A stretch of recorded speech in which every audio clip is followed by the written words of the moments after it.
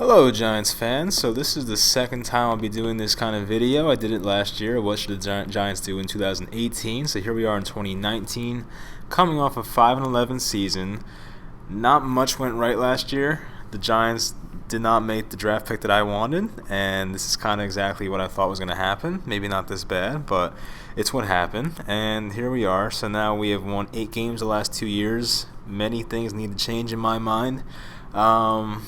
Of course, there's going to be players brought back from this year's team, and I actually didn't cut some people that you probably expect me to cut from this team, so this might be a bit of a surprise for you, but basically I'm going to be doing like updated depth charts, who we were going to draft, and as I said, I really don't know much about college football, but thanks to the mock drafts out there, I'm able to implement what other people say from their websites and put them into just a random mock draft that I have put together, so thanks to them for that.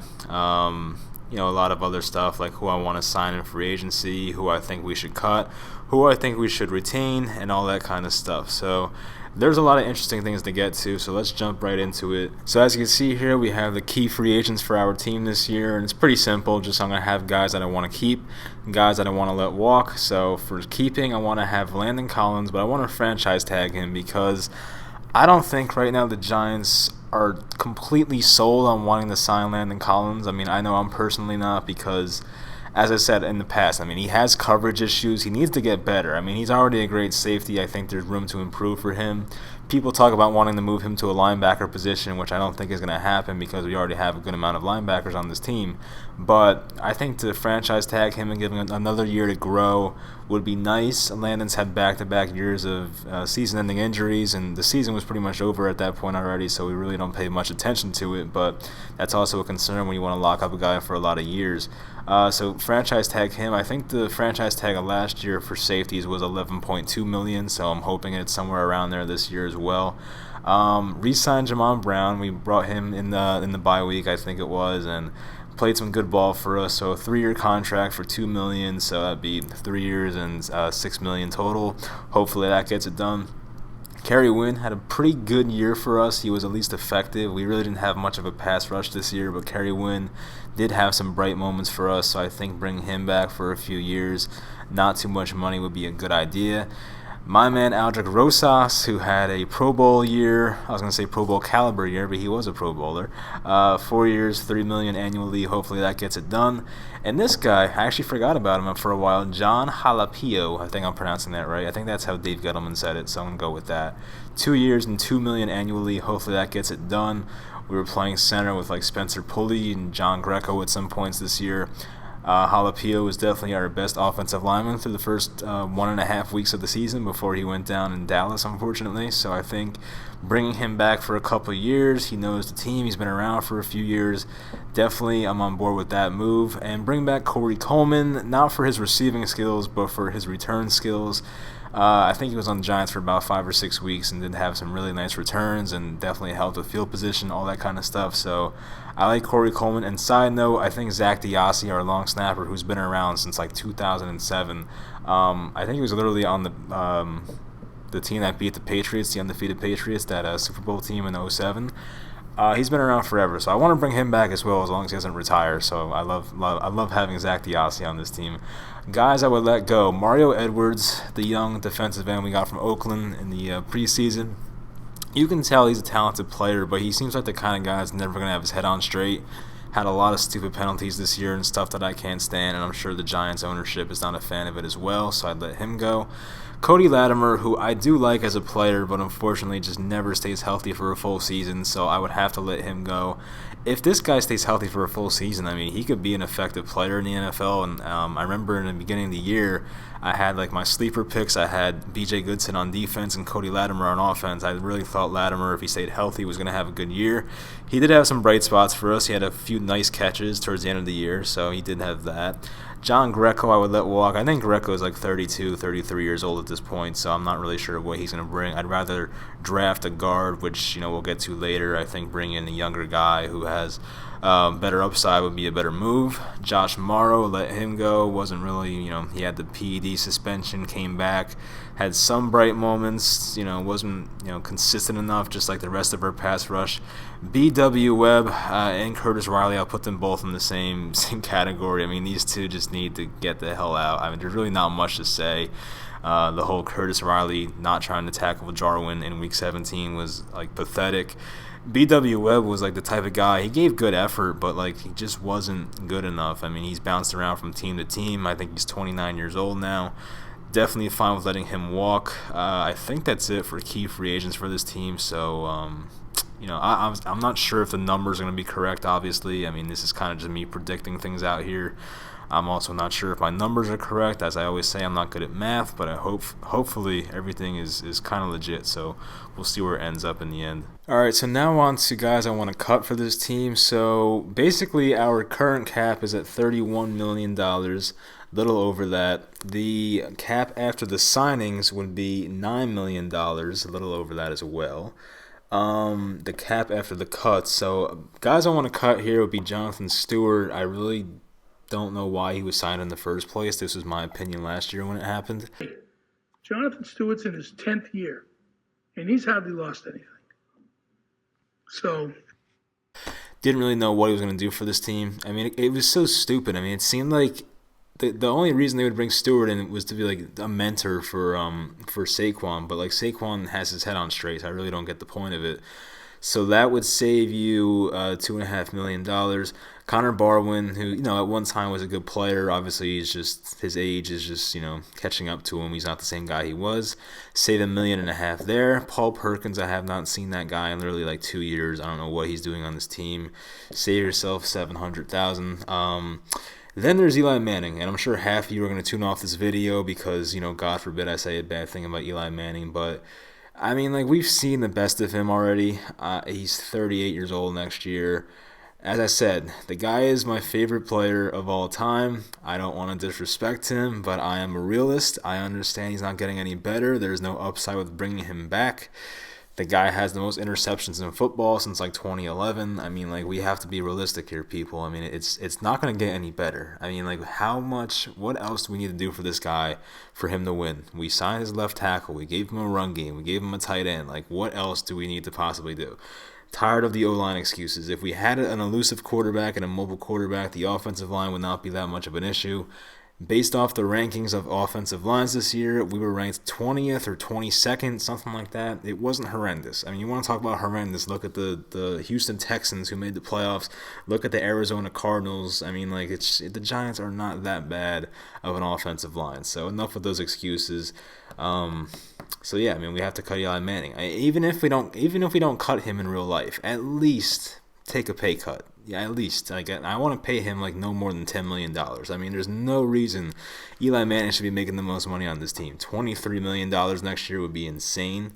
He is not worth that at this point. I mean, if Eli was throwing us 35 touchdowns and 4,500 yards a season, then yeah, you can have all the freaking money you want. But when you're putting up 21 touchdowns this year and barely 4,300 yards with all the weapons he has, I mean, no, it's not acceptable for me. I'm glad his completion percentage was high this year. I'm glad that his interceptions were down, but at the end of the day, you still won 5 games, and your offense was relatively healthy for most of the season, up until Odell getting hurt at the end. But we got 16 games out of Saquon. I think Shepard played most games. I don't think he missed anything, so not many excuses there I can make for Eli Manning anymore, so I'm done with the excuses. So now going into free agency and after the cuts, we have $31 million, as I said, in cap space. So let's get into how I would spend it in free agency. So before that, here's the question everyone probably wants answered is what do we do at quarterback in 2019? So I gave you guys 4 preferences of mine of what I would like to do. First, I would like to sign Nick Foles, who will be 30 next year, for 3 years and $18 million annually. So I understand Nick Foles isn't going to be the savior of a franchise, even though he kind of was last year and looks like he's going to be again this year. But for a full season, we haven't seen it yet from Nick Foles. But the guy makes big-time throws. He wins big-time games, all that kind of stuff. But here's the thing. If you're going to pay Eli Manning over $23 million, why wouldn't you pay Nick Foles $18 million? I mean, like, I don't want to argue with people about this, but Nick Foles is probably better than Eli Manning right now. I mean, it's definitely close. They're probably neck and neck, but, like, the upside of Nick Foles right now I think is much better. He's still only 30 years old. Eli Manning's going to be 38, so I think signing Nick Foles for a few years, give him $18 million annually, let him play with these great weapons on this offense.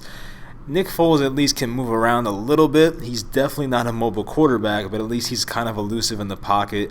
Not a guy who's going to go down when he sees somebody right away. So all that good stuff. Preference number 2 would be Teddy Bridgewater, who had that start with the Saints week 17. It wasn't all that good. I think he had 1 touchdown, 1 pick, like 140 yards maybe, I want to say. So it wasn't great, but you can't really judge a guy off 1 start. Try to sign him for 3 years, $15 million annually if you can. Of course, him and Nick Foles have the Pat Shurmur connection. Same with the next guy, Case Keenum. We'll get into him in a little bit. So yeah, $15 million annually. He's still only 26 years old. As I said before, he never really got a fair chance after the whole knee injury. So, people were saying his career might be over, all that kind of stuff. He's come back strong, had a good preseason, didn't have a great week 17 performance, but who cares? It's week 17. So I think that's another good option as well. Now, number 3. This one's interesting. And, I've heard of Nick Foles and Bridgewater going to the Giants. This one I have not heard of yet because Case Keenum is still under contract. The Broncos, I believe, owe him $18 million, and I think if they cut him, they save like $8 million maybe or something like that. I'm trying to do this off the top of my head, so I apologize if numbers are wrong, but something like that. I think they save $8 million. I think John Elway probably realizes I effed up with this signing. I'm not paying this guy $18 million to be an average quarterback for me. So what I think the Giants would do in this situation is sign Keenum for about 1 year, $5 million. I don't think the market for Keenum, who's going to be like 31 next year, is going to be huge. I really, don't expect many teams to go after him. I think if you gave him $5 million to go back to the coach that made him successful just a season and a half ago, basically, I think he'd be on board for that. And also, in that sense, you would have to draft Dwayne Haskins because I am sure as hell not going into my future with Case Keenum as my only quarterback with Kyle Lauletta behind him. Not happening. So in that case, you'd have to draft Haskins. A lot of experts say that Haskins should sit on the bench for a little bit and learn, maybe sit for a full season. That never seems to happen in the NFL. The rookie always, takes the throne at some point. So I think, maybe halfway through the season, we start to see Dwayne Haskins come in, and, who knows what Case Keenum will do. Maybe he'll have another magical season with Pat Shurmur. I mean, they have similar weapons here that they did in Minnesota. So who knows what's going to happen with that. I think that's an interesting one, though. I like that one. And preference number 4, I put this in a video earlier this year of who should replace Eli Manning at quarterback. The idea of trading for Jacoby Brissett, who will be 25 next year. I mean, some people suggest that you have to trade a second rounder for him, but if you're not getting any offers, and Andrew Luck looks pretty damn healthy right now, he looks really good. It can't hurt to have Jacoby Brissett on your bench, but he only has 1 year left on his contract. I think he's owed like $400,000 next year, so we'll be paying him nothing for a whole season. But I think if you're the Colts, you might as well take something for Brissett rather than let him walk and get nothing. I mean, if I was the Colts GM, that's probably what I would do, because you realize, hey, my franchise quarterback, Andrew Luck, who's barely in his prime yet, is, he's still young and he's had an injury-free season. I mean, why do I have this quarterback on my bench named Jacoby Brissett that many teams are going to be interested in? Because as I always say, the teams are definitely quarterback thirsty. They definitely want quarterbacks.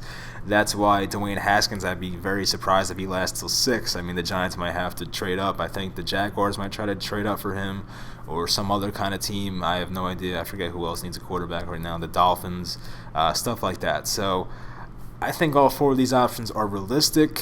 I definitely prefer Nick Foles right now because I just love the way he's playing, and the guy just has the kind of attitude that you need to win. I mean, he just does not care. He's not afraid of any moment, doesn't back down when a defender's right in his face. I mean, I literally saw a video of him. I retweeted it on Twitter, obviously, and I saw he was doing the whole Patrick Mahomes no-look pass thing. He had a guy right in his face, laid a ball out for a guy, and it was a perfect pass. I forget who the receiver was, maybe Aguilar or something like that.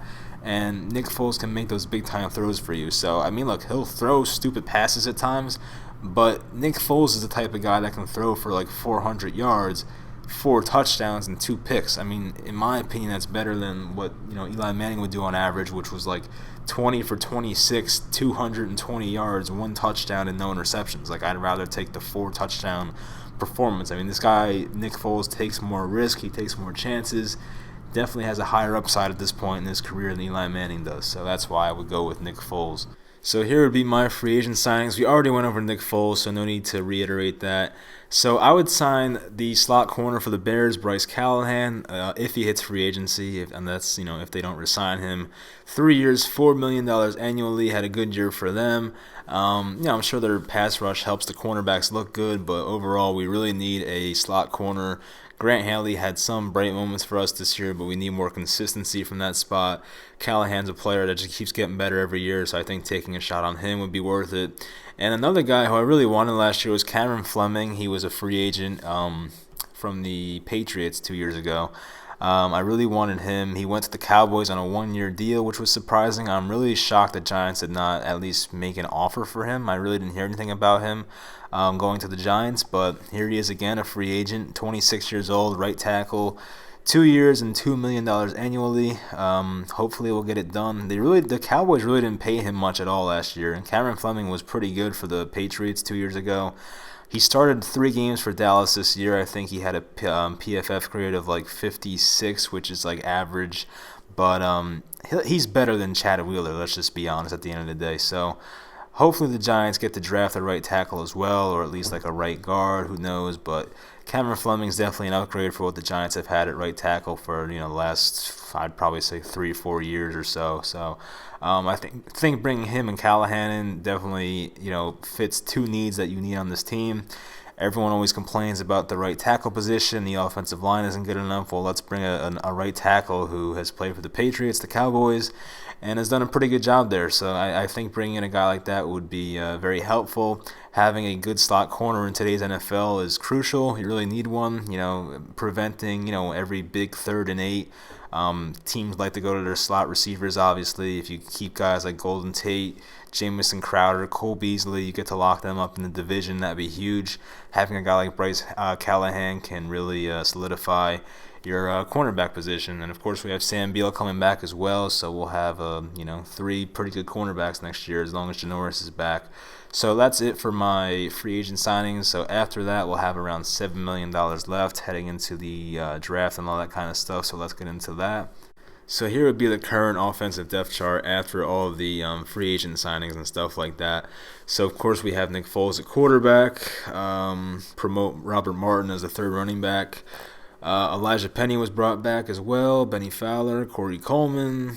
Who else was new? Jamon Brown, re-signed him. Jalapio, re-signed him. And then Cameron Fleming at right tackle. So, based off of the mock draft that I went off of, which was by WalterFootball.com, they had the Giants drafting 2 offensive linemen in the first 5 rounds. So that offensive line position will definitely be more beefed up. And as Dave Gunneman likes to say, you can never have too many hog mollies. So I could definitely see them drafting 2 offensive linemen this year. I don't think it's the worst idea in the world, but I wish they would put more attention to defense. So speaking of defense, let's go to the defensive side of the ball. So a lot of the same things here on defensive line and linebackers. We got rid of some guys. Defensive line is still going to be B.J. Hill, who definitely has looked like a tremendous player in his rookie season. Dalvin Tomlinson's there. McIntosh hopefully gets to grow and play more. Hopefully he's healthy next year. We still have Olivier Vernon on this team. I mean, of course I contemplated cutting Vernon, but it really didn't make much sense. I mean, you need pass rushers in this league. And after looking at Vernon closely, I mean, the guy still had a lot of pressures and was effective this season. Of course, there wasn't many results, but he was still getting that pressure. I really hope this guy can stay healthy for a full season. It looks like it'll never happen, but I just don't think cutting him right now in a league where you need pass rushers is the best idea for us. So I'm going to go with cutting the 38-year-old quarterback who's on a decline instead of cutting the pass rusher that's in his prime. I think that was a better idea for our team. Alec Ogletree's still here. Lorenzo Carter, 2nd-year player. Keep Janoris Jenkins. Some people said they wanted to cut him as well. And I've heard some people say that Janoris didn't have a good year this year. I mean, I don't think he was that bad. He wasn't tremendous like the 2016 version, but he wasn't that bad at all. I mean, for a guy who has played on a team in the last 2 years that has done nothing, he signed with this team to win. To get 8 wins in the last 2 years must be terrible for him, and obviously for everyone else in the situation. But this guy was a free agent who left the freaking Rams, who are now a tremendous franchise. So imagine how Janoris feels. But he's still playing pretty good ball for us. So then across from him we have Sam Beal, who was part of the supplemental draft last year. Unfortunately, got hurt for the whole season, never played a game for us. But I think he could be a key component to our defense next year. I really hope we get to see a full season of him. People rave about him and said that he's the best supplementary pick since Josh Gordon. So hopefully, we'll see what happens. Bryce Callahan at the slot corner, we went over that. Grant Haley, as I said, had some bright moments for us last year. I think keeping him wouldn't be the worst thing in the world. I think he's under contract anyway for no money, so can't hurt. Only 2 safeties right now that I think are even worth bringing back, and that would be Michael Thomas, who was a great find by Gettleman. I always said this during the reaction videos when he had a good game that Dave Gettleman didn't have too many great free agent signings, but Michael Thomas was one hell of a find. So I appreciate that as a fan, definitely. And of course Landon Collins, franchise tag for $11 million. Bring him back. Have these guys play opposite of each other. I'm still pretty pissed off the Giants cut Andrew Adams. I was always a fan of Andrew Adams. He had a really good year for the Buccaneers, and the Giants just flat out cut him. So don't agree with that move, and it is what it is, but we could have had him as well, so that would have been nice to have. But they'll probably draft a safety at some point. Maybe they'll just find another one in free agency. Let's see if Dave Gettleman get hit back-to-back on safety free agents and something like that. But right now we just have 2 of them that are worth bringing back. So with that being said, let's get into the draft. And of course, I said this was made by the website Walter Football. The only pick I decided on for the Giants was the first-round pick, and I did the same thing last year with Baker Mayfield. I really wanted the Giants to get Baker, and of course he went first and all that kind of stuff. But first overall for us, or not first overall, the 6th pick for us, I decided to go with Devin White, the linebacker from LSU. I watched this guy's highlights, and he looks like a tremendous football player. They called him a bigger version of Roquan Smith, who was, the rookie for the Bears this year, who had a really good year at linebacker.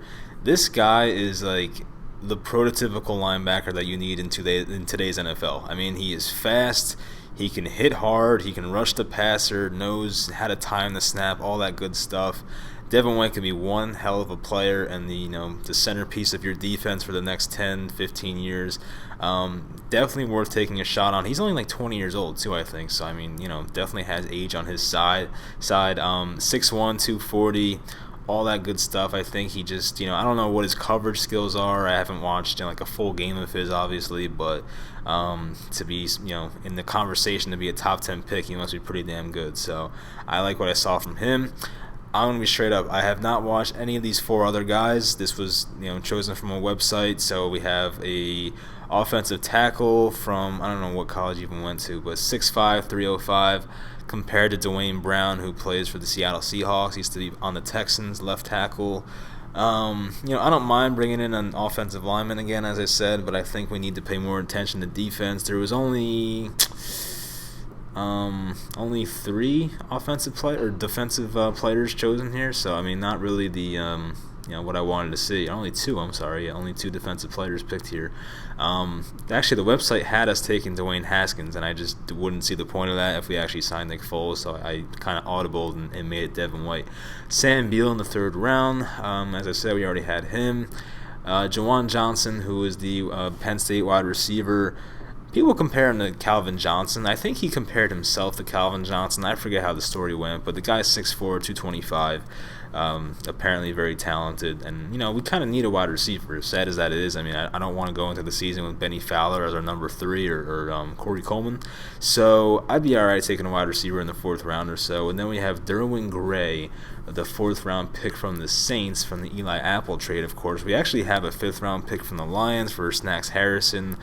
A couple other trades we had. I think we have the Rams pick in the 7th round from the Ogletree trade.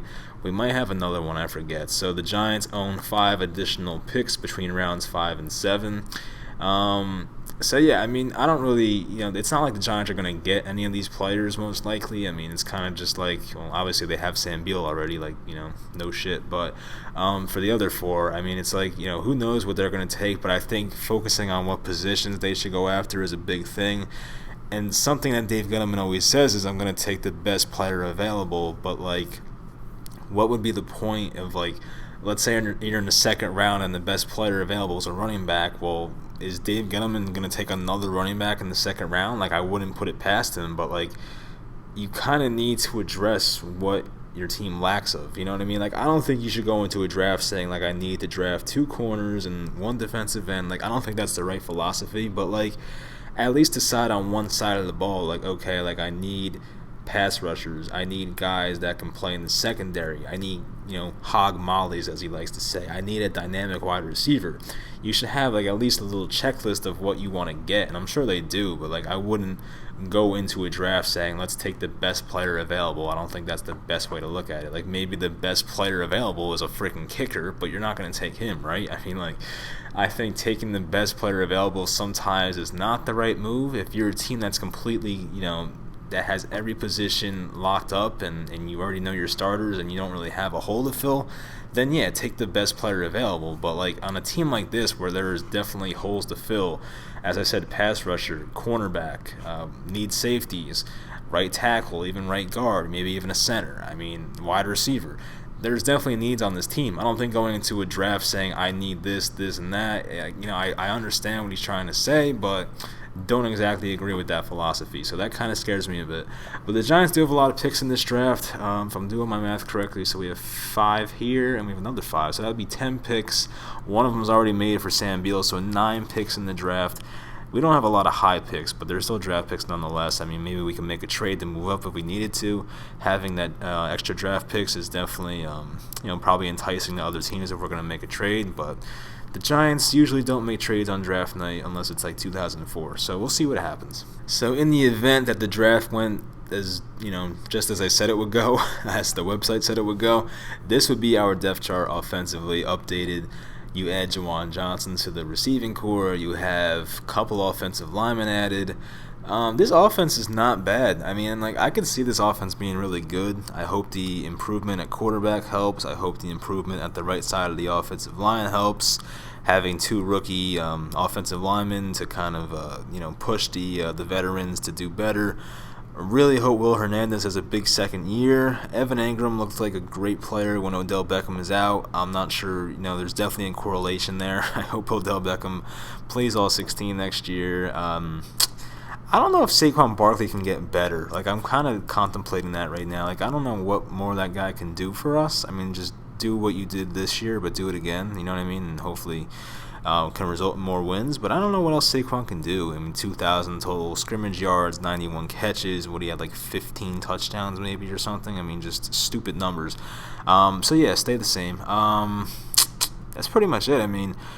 Red Ellison at tight end. Scott Simon Says. I'd say his name like Simon Says. I don't care. Elijah Penny was pretty good at fullback at times. I wish we had his brother, the Seahawks running back. I forget, Rashad Penny, I think his name is. He's a talented guy.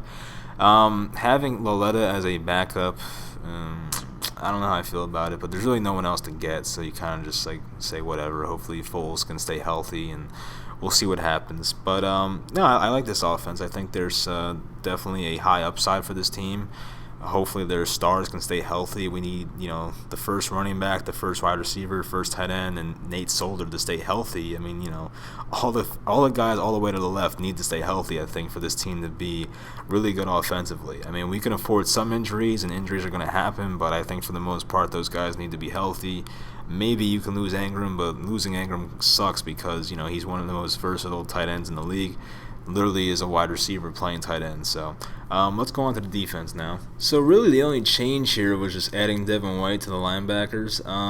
But Devin White, I put him last because I really didn't feel like readjusting everything, but he would definitely start on this team. He's better than probably everyone. I think he's better than Vernon right now. He's better than Ogletree right now. I think he'd be a for sure starter on this team. Kareem Martin would probably see the bench because of it. I really hope they let Carter and White play a lot if White is a Giant next year. I want to see those guys grow and become, good players. Lorenzo Carter's a raw talent, obviously, and he had some good moments for us this year. But Lorenzo Carter kind of like White is the kind of linebacker you need in today's NFL. Long arms, he's fast, knows how to cover people, can get to the quarterback, and has some good moves to get by offensive linemen. All the kind of stuff you want. Secondary is the same as I said before. The safeties, we need more of them. I really hope Gettleman can find another safety. I mean, I don't feel right having just two safeties. We had a couple of like no-name guys that were starting over Collins. I wasn't really, nothing really impressed me about them. So that would be it for the defense, and that would also be it for this video. I'm going on for 29 minutes now, almost 30 minutes. I appreciate you if you stayed to the end. Leave a like, and if we had this kind of roster next year, how many wins do you expect? I mean, of course, I'm not going to make a prediction for a hypothetical team here, but this team should be better than last year's. I think this could be a 7 to 8 win team. I have no idea, but I think this is a couple-year rebuild here. I mean, I think the Giants, I'm not saying they should suck next year on purpose, but that 2020 quarterback draft is looking very fine right now. So, I'm not saying I hope they suck next year, but in the event that they do, it might be, a great thing in disguise, and we'll see what happens. But I think right now, they just have to focus on getting players to fill in those positions of, pass rusher, cornerback, the things they need, another wide receiver, a right tackle. Really hope they fill in those holes and can make this team, more well-rounded, all that kind of stuff, because the Giants had weaknesses that were exploited this year. They lost a lot of close games, all that kind of stuff, and, I really hope that they, turn the page on Eli Manning. It sucks to say it, but enough is enough. I've seen enough losing. I've seen enough, mediocre football, or not even mediocre the last couple of years, but just below average football. I think it's time for a change. So, people are always fighting about Eli Manning on Twitter. I think it's funny. I mean, we all have opinions. I think we're all entitled to our own opinions. I mean, in my opinion, I've shared it many times. I think the Giants should have moved on last year, but here we are. So hopefully they make the right decision. We'll see what happens in the upcoming weeks. I mean, the Super Bowl is not even over yet, so I think free agency is probably another, month and a half away or so. So we'll see what happens. Hopefully you guys enjoyed this, and I'll talk to you next time.